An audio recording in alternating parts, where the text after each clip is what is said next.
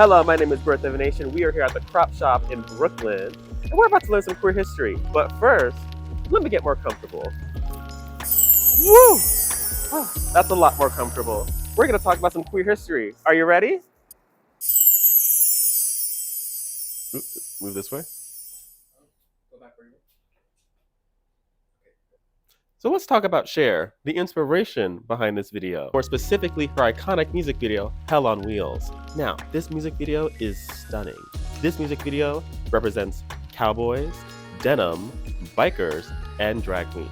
All people roaming through this highway as she saunters, struts, and rolls in a bright pink outfit on these cunty little heels.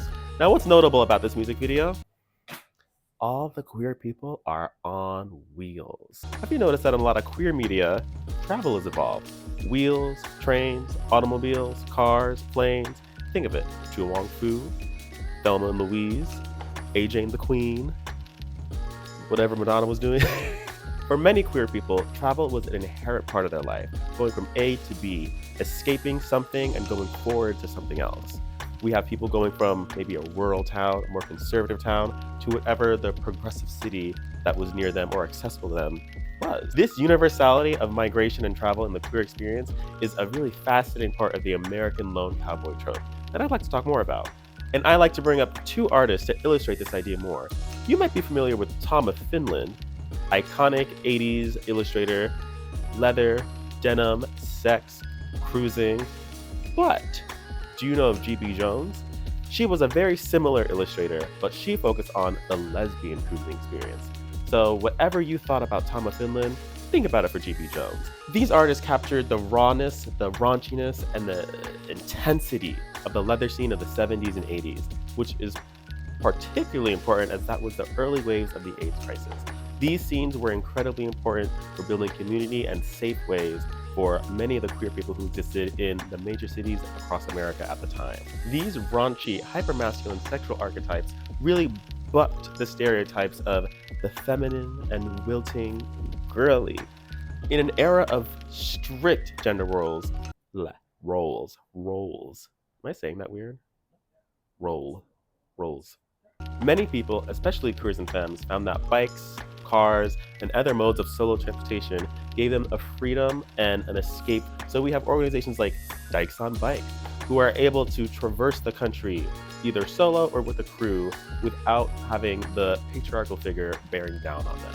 They were at the original Pride in San Francisco in the mid-70s, and they first started as a small ragtag group of riders, but they quickly grew into a more structured organization. And in particular, Sony Wolf, who was their secretary emeritus, really turned the organization into not just a group of riders, but into a fundraising machine. Dykes on Bikes became a vital piece of the community for many queer people, especially those in rural and suburban areas. Now, for rural communities, Dykes on Bikes was particularly important.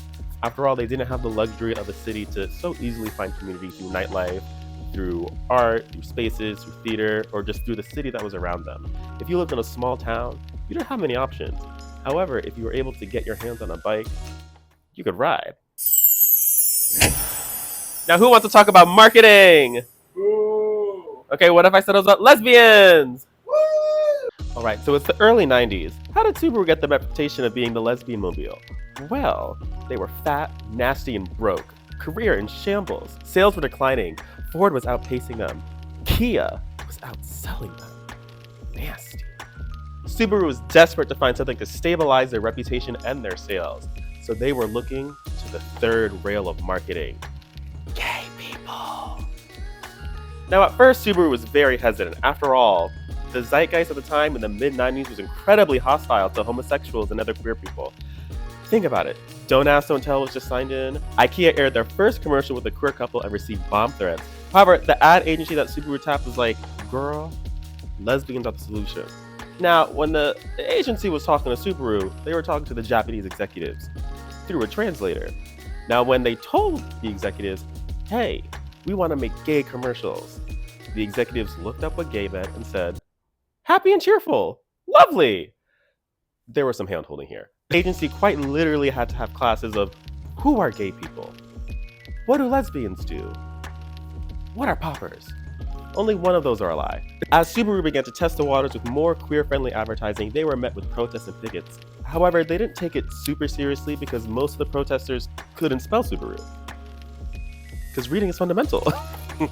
In some of the first focus groups, Subaru wanted to be really aggressive with lesbian advertising.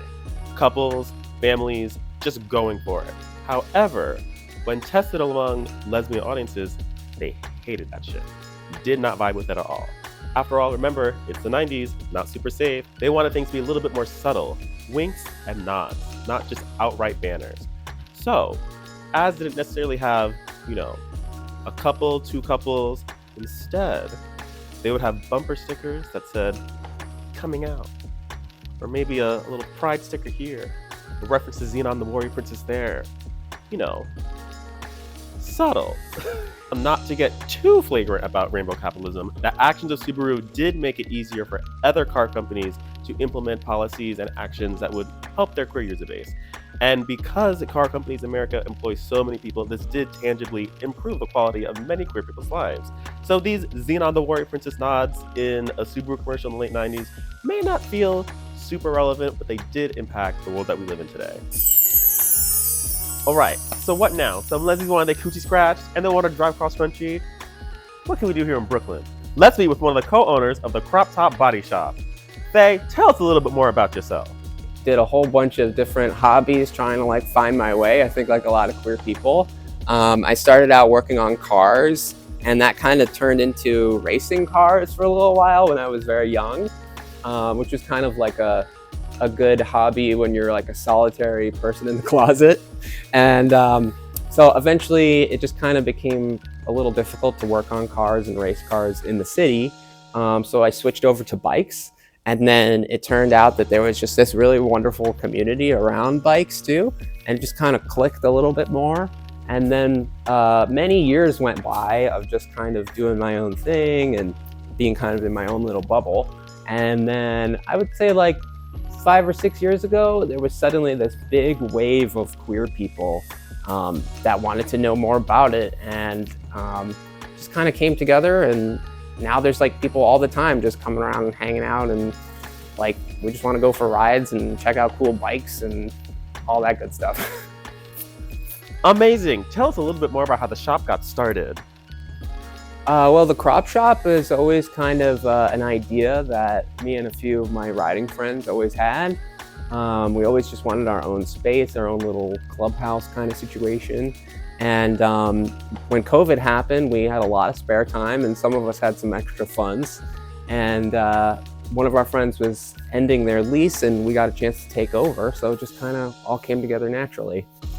Amazing. Where can we find some more information about getting involved? If you're interested and you want to know more about riding or just about our shop in general, you can check us out at Instagram. Our handle is Crop Top Body Shop. So fierce! Well, that's all we have today. Big thanks to Faye and the Crop Shop. Make sure to visit them in Brooklyn, and you can catch us live for Drag History Hour at Come On Everybody, February 6th. Mwah!